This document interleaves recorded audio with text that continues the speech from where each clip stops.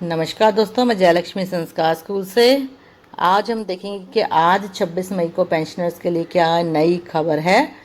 तो सबसे पहले हम देखते हैं EPS 95 की मैक्सिमम पेंशन 9,000 रुपये CGI से दखल की मांग की गई है। नायब सूबेदार की पेंशन, ये AFT का आदेश है। 8 CPC की TOR शर्त जल्द होगी मंजूरी, शिव गोपाल मिश्रा ने ये बात कही है। सैनिकों को 20% पेंशन का फ़ायदा, कोर्ट की MOD को ज़बरदस्त फटकार लगी है। डिसेबिलिटी पेंशन 30% नहीं, अब मिनिमम 50% होगी, हाई कोर्ट का फैसला है। 20 साल बाद सेना भर्ती 400 मीटर की जगह 600 मीटर का किया जाएगा ग्राउंड। और सिग्नल मैन एक्स सर्विसमैन की नई भर्ती निकली हुई है 600 पदों पर, तो इस पर भी हम बात करेंगे। तो सबसे पहले हम पहली खबर की बात करते हैं कि उच्च पेंशन से वंचित सेवानिवृत्त कर्मचारी संघ ने CGI से हस्तक्षेप की गुहार की है। और कर्मचारी पेंशन समन्वय समिति ने भारत के मुख्य न्यायाधीश भूषण गवई को पत्र लिखकर उनके हस्तक्षेप की मांग की है। यह पत्र सर्वोच्च न्यायालय की एक पीठ द्वारा पावर ग्रिड सेवानिवृत्त कर्मचारी संघ द्वारा EPS 95 से संबंधित दायर एक प्रमुख याचिका को खारिज किए जाने के बाद लिखा गया है।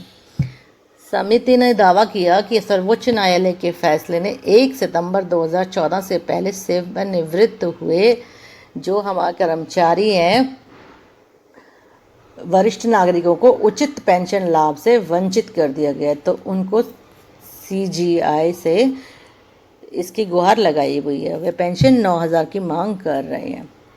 ये है कि ऑनरी नायब सूबेदार को अब नायब सूबेदार की पेंशन मिलेगी। ये AFT नई दिल्ली का फैसला है, आर्म्ड फोर्स ट्रिब्यूनल का। ये केस किया गया था, इसमें लगभग 60 से 70 लोगों ने केस किया था। जो ऑनरी नायब सूबेदार हैं, उनका कहना था कि ऑनरी नायब सूबेदार को जब ऑनरी नायब सूबेदार की रैंक दी जाती है तो उन्हें पेंशन भी नायब सूबेदार की दी जानी चाहिए, और इसका जो फ़ायदा है वो सबको मिलना चाहिए। इस ऑर्डर में कहा गया है कि 1861 जो है /2018 का केस है नंबर। तो यह कहा गया है कि ट्राई सर्विसेज ने इस केस को लड़ा था। और ये हम देखते हैं TSUA ने जो है वो सशस्त्र बल न्यायाधिकरण यानी कि AFT प्रधान पीठ नई दिल्ली में दायर कानूनी मामला OA 1816/2018 जीत लिया है, जिसका उद्देश्य 2006 से पहले मानद नायब सूबेदार यानी कि ऑनरी नायब सूबेदार को नायब सूबेदार की पेंशन दिलवाना है। निर्णय की एक प्रति संलग्न है। अब सभी याचिकाकर्ता को उक्त निर्णय की एक प्रति के साथ साथ अपने अभिलेख कार्यालय यानी कि RO से संपर्क करना होगा तथा RO से अनुरोध करना होगा कि बकाया राशि जो नायब सूबेदार और मानद नायब सूबेदार की पेंशन में अंतर है वह दिलाने के लिए आवश्यक कार्रवाई करने के लिए सेना मुख्यालय में संपर्क करें, यानी कि जितना भी उनका एरियर बनता है वह उनके खाते में जल्दी ही डाला जाएगा। यह जो है TSEWA मुख्यालय संपर्क ना करें, क्योंकि हमारा काम निर्णय प्राप्त करने के साथ ही समाप्त हो जाता है। इसके बाद याचिकाकर्ता को बकाया राशि प्राप्त करने के लिए अपने संबंधित रिकॉर्ड कार्यालय यानी कि RO से संपर्क करना होगा। यह ब्रिगेडियर DS विद्यासागर कलेक्टर है, जो कि अध्यक्ष त्रिसेवा पूर्व सैनिक कल्याण संघ यानी कि TSEWA के। जो भी pre-2006 वाले ऑनरी नायब सूबेदार हैं उन्हें भी नायब सूबेदार की पेंशन जो है दी जाएगी, और साथ में उनका एरियर का भुगतान भी होगा। तो इसके लिए उन्हें अपने रिकॉर्ड ऑफिस से संपर्क करने का इसके अंदर जो है उनको बोला गया है, अनुरोध किया गया है। अब बात कर लेते हैं 8th पे कमीशन पर। क्या जो है संदर्भ शर्त आ गई है। संदर्भ शर्तें जल्द ही सार्वजनिक की जाएंगी। 8वें केंद्रीय वेतन आयोग के लिए संदर्भ की शर्तें यानी कि TOR जल्दी ही स्वीकृत होने की संभावना है, जिससे वेतन, पेंशन और भत्ते संशोधन पर केंद्र सरकार के कर्मचारी और केंद्र के बीच महत्वपूर्ण बातचीत का रास्ता साफ हो जाएगा। राष्ट्रीय परिषद और संयुक्त सलाहकार तंत्र ACJCM के वरिष्ठ सदस्यों ने पुष्टि की है कि सरकार द्वारा जल्द ही संदर्भ की शर्तें यानी कि TOR मंजूर किए जाने की उम्मीद है।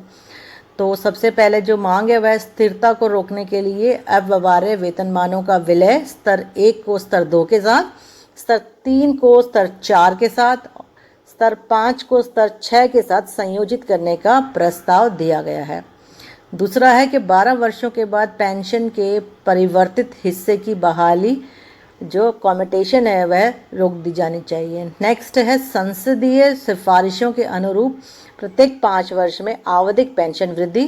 और लास्ट है कि मूल वेतन में 50% महंगाई भत्ते जैसे ही हो जाता है वैसे ही उसका विलय हो जाना चाहिए। अगर ये सभी मांगे मान ली जाएं तो काफ़ी अच्छा फ़ायदा पेंशनर्स और वेतनभोगियों दोनों को होगा।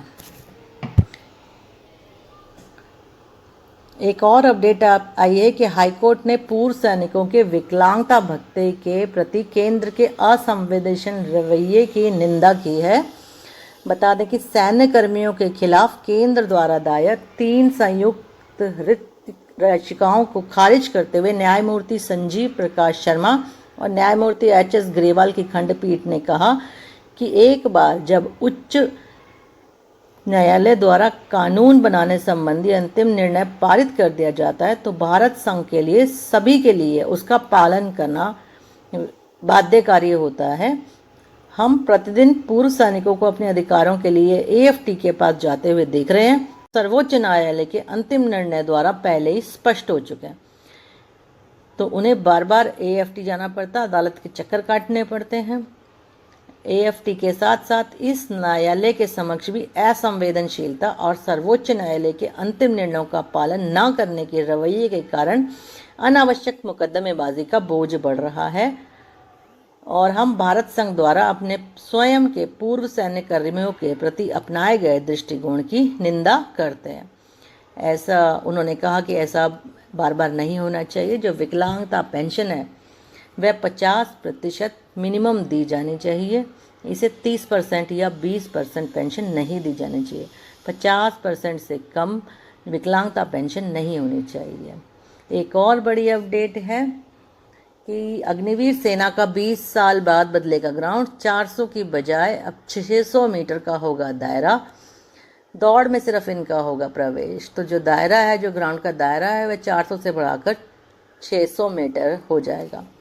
तो सेना भर्ती कार्यालय के अनुसार 600 मीटर के ग्राउंड में एक बार में 100 अभ्यर्थियों को दौड़ाया जाएगा। दौड़ से पहले सेना भर्ती कार्यालय वाराणसी ग्राउंड का विस्तार करने जा रहा है। यह विस्तार 20 साल के बाद किया जा रहा है और जो लिखित परीक्षा में पास होंगे सिर्फ वही दौड़ में प्रवेश कर सकेंगे। ग्राउंड में ही उनकी जांच की जाएगी जिससे कि किसी दूसरे के साथ कोई और प्रवेश ना कर सके। बाकी लोग ग्राउंड और सेना भर्ती कार्यालय के बाहर रहेंगे। प्रवेश की अनुमति किसी को भी नहीं दी जाएगी, यानी कि जो दौड़ने में भीड़ हो जाती थी वह अब कम होगी, क्योंकि सिर्फ जो लिखित परीक्षा में पास होंगे उन्हें ही ग्राउंड में एंट्री की अनुमति दी जाएगी। पहले रनिंग नहीं होगी, पहले जो है लिखित परीक्षा होगी। अब हम देखते हैं जॉब से लेटेस्ट अपडेट। ASO और वायरलेस ऑपरेटर की 600 वैकेंसी निकली हैं, जो कि ACM, JCO और OR ओनली सिग्नल्स के लिए 600 वैकेंसी निकली हैं। इसकी वीडियो हम बाद में डाल देंगे और इसकी अपडेट आप ऑनलाइन भी देख सकते हैं। और सिग्नल के इसके अंदर JCO और OR है वो अप्लाई कर सकते हैं। तो ये थी जानकारी। आज के लिए इतना ही। अगर आपको अच्छा लगा तो please like and share and subscribe, ताकि ऐसी अपडेट आपको और मिलती रहे।